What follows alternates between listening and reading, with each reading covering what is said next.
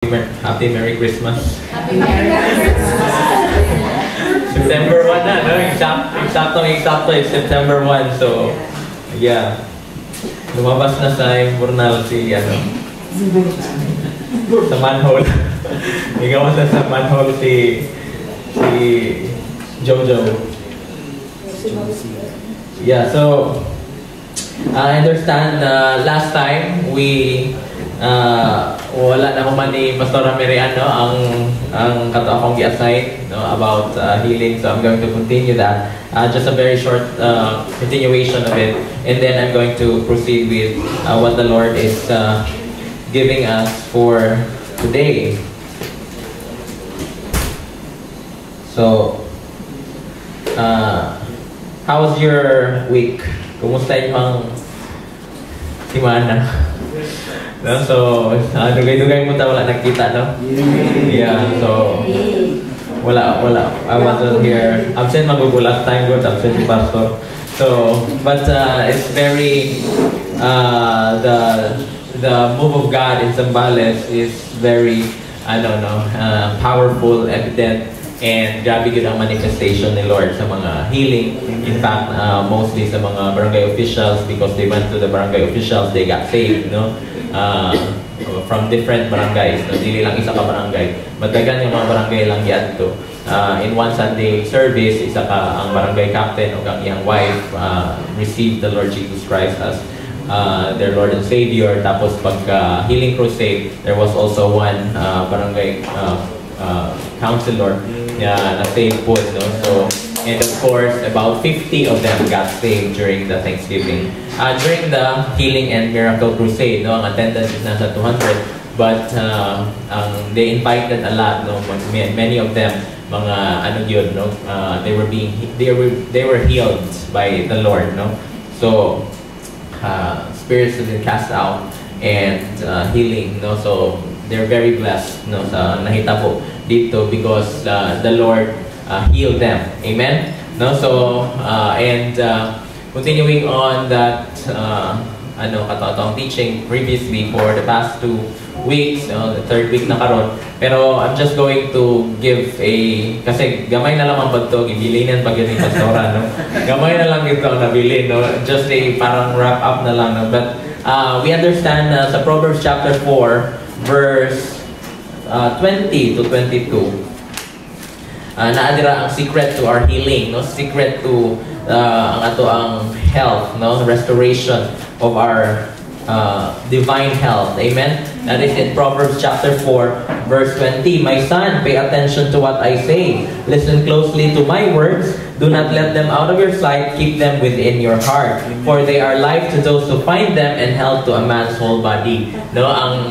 Every time, no? Pag naaganitay, syempre, pag naayatay guba nga gamit, ibalik din nato siya sa iyang manufacturer or sa authorized nga service center, di ba? No? Kung kinsang i-authorize sa manufacturer para mo ayon ni ana nga butangan na, no? So, maupod na ang ato ang lawas because it is the Holy Spirit who gave us life, di ba? Remember, man tanaw, we are made from clay. Kinsa diri ang made from dust of the earth, no? Yeah. Actually, ang lalaki ra daw ang made from the dust of the earth. Kay si Adam naman to ang di ba? Tapos yung babae di ba gikuha ra diri sa hinugot sa tadyang, no? Mao na ang mga babae dili kay make-up kay wala man sila yung mga abog, no? So puta. Bahala mo diha. Pero but we are made from from dust. From dust we are drawn, no? We are made, and from dust we shall return. Because ang tao yun, it is made from dust. But the thing that makes us alive and breathing and having these bodily functions, no? Makalakaw ta, makahuna-huna ta, is because of the breath of life. Yeah. It is the breath of the Lord that it is from His nostrils, the breath of life. Nga kita na sulod sa tuwa ang breath of life, no? And that was when we were first created, no?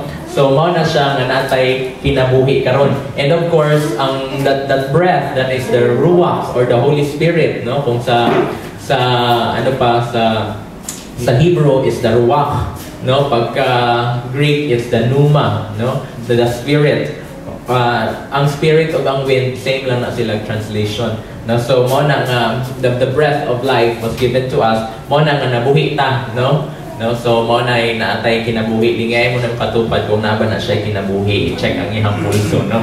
Mo na nga the reason why he is alive is because of the Spirit of God. Amen? And so, kung siya nga, no, out of the dust of the earth, kaya niya tang i-heal, kaya ta niya tagano kinabuhi. How much more, no, nga kung naamay mga namatay mga gibalatian diha, no, mga sickness and diseases and illnesses, how much more kaya na niya i-restore, no? In the first place, siya man ang naghatag o kinabuhi from a non-living substance, a dust of the earth.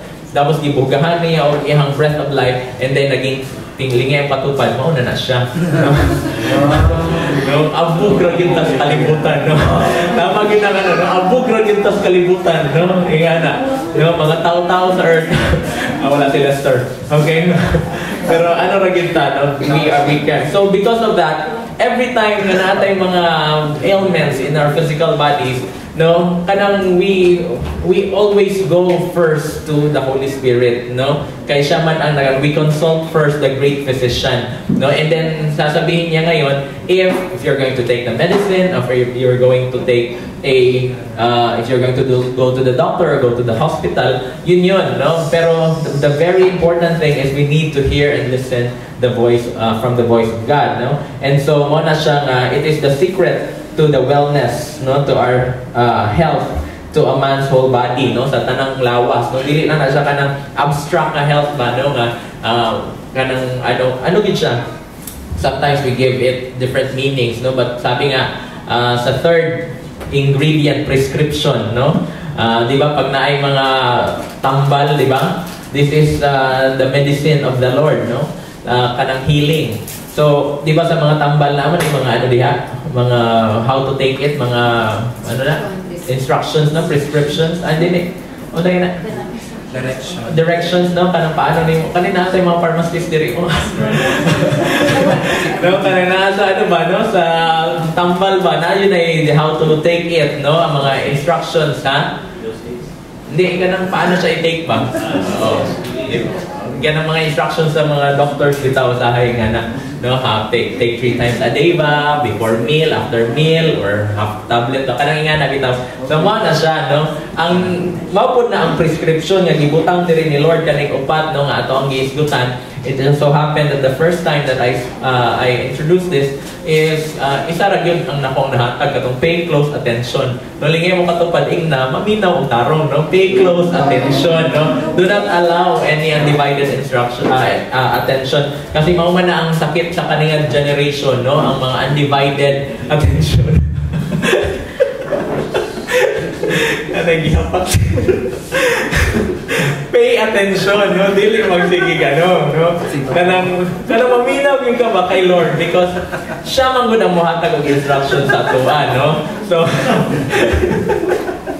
So mo na siya pinakaunang pay attention to what God is saying. Okay? We need to give the Lord. Hindi ba? If the president of the Philippines is talking directly to you, no, hindi ba you would give the utmost attention sa kanya, no? Because you're going to value what he's saying, no? What if he is the creator of the universe, no? Who knows everything, is infinite, his wisdom is infinite. Minaw kita sa iyang ano. Say gani ka ng mga katigulangan. Ganahan kay kumaminaw og mga katigulangan ba mo nang ginaistorya tang joke lang. Mo nang one time I have my nakoy ano murag lola ba murag great aunt na siya 98 years old, no, pero 90 plus ba to siya, no, ginugyata na mo kan sa kanlaon ginaistorya gyud nako siya, no, and you will really from the experience alone you will have the ano ba the makatuon gyud ka sa iyang mga experiences, no. Nindot kay mag-istorya mo nang even ang ako mga anak gani ginaingnan jud nako na sila nung you really have to pay attention. Gani na lang nag-explain ko kay life, no. If you are not yet 30, no, kasi daw pag 25 to 30 di pa develop ang that part of our brain bitaw nga this is scientifically proven. That part of our brain nga naka ano gyud sa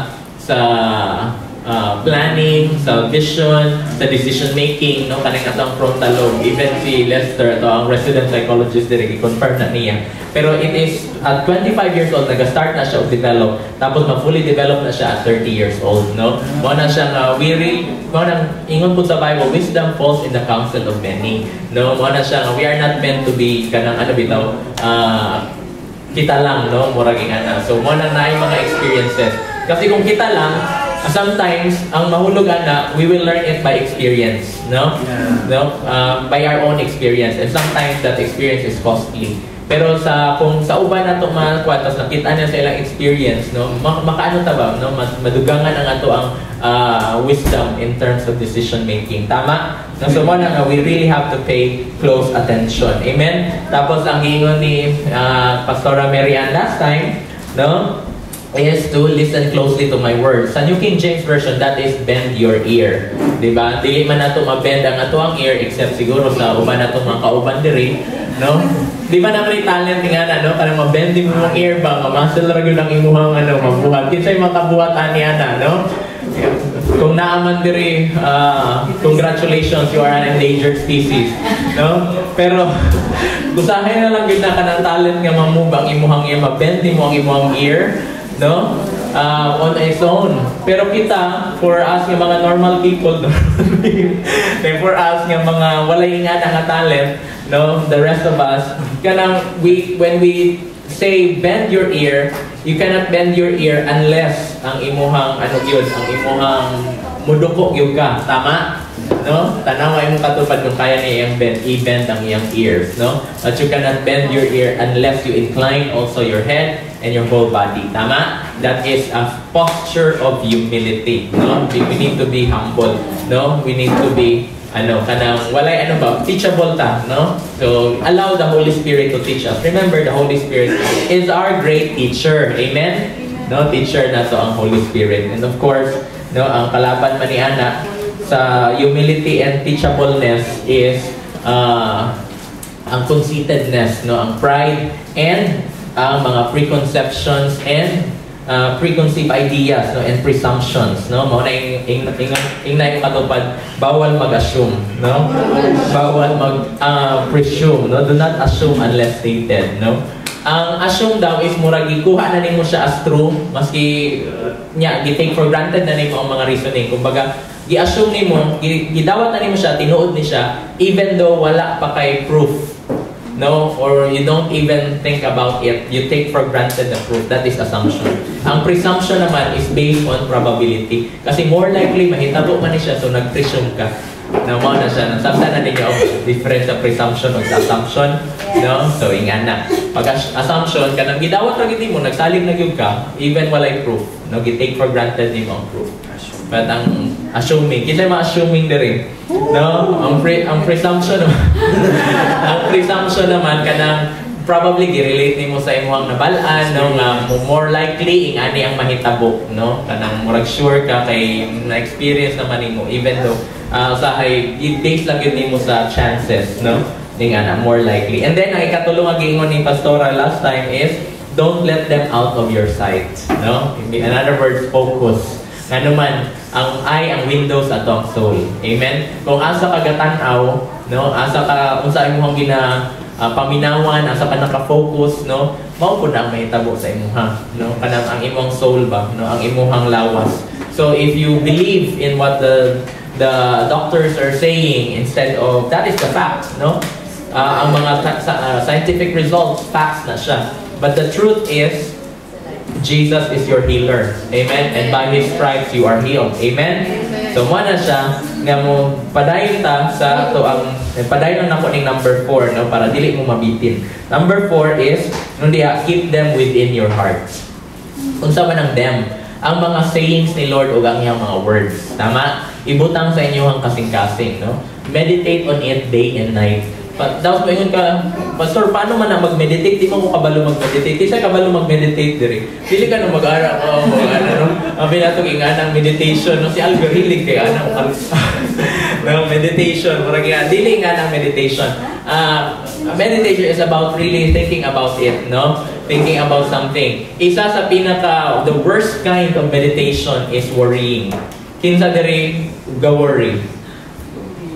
Wala na, perfect mo tanan. Kinsa diri ang naga-worry? No? Diba ang ga-worry?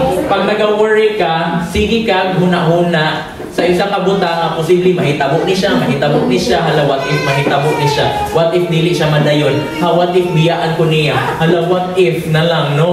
Masipyat ta. No? Mga ingana, those are worries, tama? And so when you worry, you keep on thinking about it negatively. No? But meditating on the Word of God is mauna siya ang imong ginahuna-huna padayon o kung si Kuya Ramel pa, no? Ruminating, no? Kanang usapon, tapos tunlon, tapos ibalik na po nimo, tapos tunlon na po. Regurgitating din. No? Pero nga na ang mga cows, no? Pag magkaon sila, ginabalik, gina-ruminate, gina-digest yun, nga na siya. Bak nga naman, because grabe ang revelation sa word ni Lord. Kanang mogay ni Pastor Chris one time nga, si Lord daw, lahi daw si Lord, no? Kay mo istorya si Lord. For some people, ani ang iyang madawat. Sa ubang tao po, ani po ang iyang madawat. Lahi po nga revelation. Ana nga klase nga nga pag-istorya.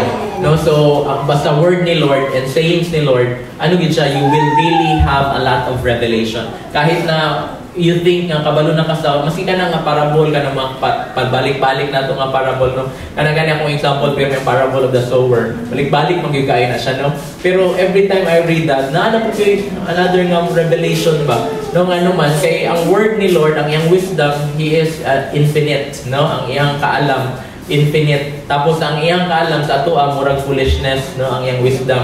Pero ang ato ang wisdom para kay Lord, foolishness, no? Mo na siya nga we cannot really rely on our own wisdom, no? Kay basically at the end of the day it's just foolishness, no? So mo na we really have to listen, incline, bend our ears to the Lord and focus on the Lord, no? And that will keep your whole body in health, no? And that's the secret to our wellness, no? Ang si Lord yun, ang atong healer. Okay? No, so importante kayo ang atong heart, no? Imong katupad, please be careful with my heart. It's very important that we take care of what is in our hearts. Unsa ang imong gina-allow sa imong heart. Ang medicine bitaw, no, kung i-inject na siya or inumon nimo siya or you take the medicine, dili na siya mag-take effect unless ma-distribute siya sa bloodstream. Yeah. Tama? Yeah. Nakabalo ba mo, no? Pag nag-take tag medicine, ang purpose yun is masulod siya sa atong makaugatan sa circulatory system, sa atong blood flow. Kaya nga naman, ang blood man ang mudalaan na sa tanang parts sa atong lawas. And we know that blood is being pumped by the heart.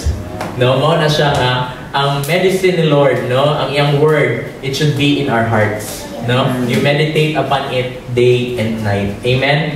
No, mo na siya nga no, because ang word ni Lord, according to the book of Hebrews chapter 4 verse 12, no? For the word of God is sharp, no? Unsa lang sharp? Hait, no? Sharper than a double-edged sword, no? Dili lang siya kanang pagtigbas nimo makuha ng mga kahoy, ang mga flesh, dili lang sa sobra niya ka sharp, it can cut through joints and marrows, no? Ibig sabihin ang unsa nang marrow, no, kanang sa sulod sa imong bone, kaya niya to i-cut through, kaya niya i-cut ang joint, unsa kanipis ng joint sa ato ang mga bones, no, kaya na niya dito, precise, ingana siya, very precise. And so precise, sabi niya, that it cuts through the soul and the spirit. Ibig sabihin, it can divide what is your soul and what is from the Spirit of God. No? Unsa ang gikan kay Lord, unsa ang imuha lang. Okay? Kasi ang ato ang huna-huna, ato ang emotions, yung gusto ko lang, at saka yung will na yung gusto ko lang. No? So, ganun ang word ni Lord. Kaya niya i-divide. Lord, asa man ang ako ara diri, asa man yun ng imuha yun na instruction na word. No? So, ang word ni Lord ang mag-divide niya na. Okay? No? So, mo na siya nga very penetrating ang word ni Lord. And so, no? Mo na siya nga kinanglan nato siya i-guard po ang ato ang kasing-kasing. Ingon gani diha sa baba sa verse 23 kay Up to 22 raman to, no, ang health to a man's whole body. Ipadayon na to na siya sa verse 23. Ingon niya, above all else. Meaning to say, this takes priority. Okay? Priority yun na to nga i-guard ang atong kasing-kasing. Yeah. Nama, no? Above all else, guard your heart. Amen? Nga naman, for it is the wellspring of life. Or, sa ubang version, out of it comes the issues of life. Kanang mga issues ay mong kinabuhi. Gikan na sa imong heart. Kung unsa nimo nga gi-process ang imong mga dadawat nga mga stimulus, mga stimuli. Kay kanang mga nagakahitabo sa atong palibot, ano ra man na siya, no? Mahitabo ra man gyud na siya, wala man kay control ana. Pero naa kay control kung unsa ang imong gi ano sa imong kasing-kasing. Tama? Kung mao nay nahitabo, naay kay nadunggan nga istorya against you, then if you meditate upon that, no? Then ang anger, no, ang unforgiveness, ang kalagot, kapungot, panuhot, no, tanan na siya, mugawas na siya tanan, no, the aligot-gut kana may nga the anger, ang imuhang bitterness, no, ang imuhang pangluod, no, unsa ba nang luod sa English? Sulking, no, kanang imuhang ano, no, kanang mga ingana mga emotions, it sprang out from you because the way that you process what happened, no, sa imong palibot. And so sunod sa imong kasing-kasing, no, i-process siya tapos ma-distribute siya sa tibok nimong lawas, no, ingana. And so what happens is mao na karon ang imong maging reaction, masuko na ka, no, ingana. So the issues of life now, ang mga issues atong kinabuhi, manggawas na siya, no? Kung depende na sa atong pagdawat. Mao na ganin, we need to focus, no? And we need to guard our heart. Kung nag-focus ka ingana tapos na iniagi diha, no? Ano imong nakit-an dira, mao to ang imong gamay ra kayo. Kadali ra niagi, kadali ra kayo nagano ba na or na focus lang ka, no? Na misalign lang imong focus. Tapos na mao to ang pinaka-gi nimo. Gi meditate in your heart. Then ang mga issues atong kinabuhi ang gawas niya. Okay? No, but if we focus on the Word of God and the sayings of God, then ang ato ang heart, no, is being guarded. That's how we guard our hearts. Amen? No? So, how many of you are willing now to guard your hearts? Hindi ba na siya, no? It's not about ingon diyan, it is really a command. Above all else, take priority kung unsa ang imuhang ginadawat, no? Is it the fact or the truth, no? Ang fact usahay ra gyud na siya. Kanang that's what happens outside, no? Out of our control. Tama? Pero ang matuoran, ang truth is sa control ni Lord. God is sovereign. Amen? So, mana siya ang no? Take God's word the way He requires it. Tama? No? And so, we need to have an undivided attention, no? With a humble and teachable attitude. Tapos tanang mga barriers, mga prejudice, mga preconception, i-lay down nato na siya.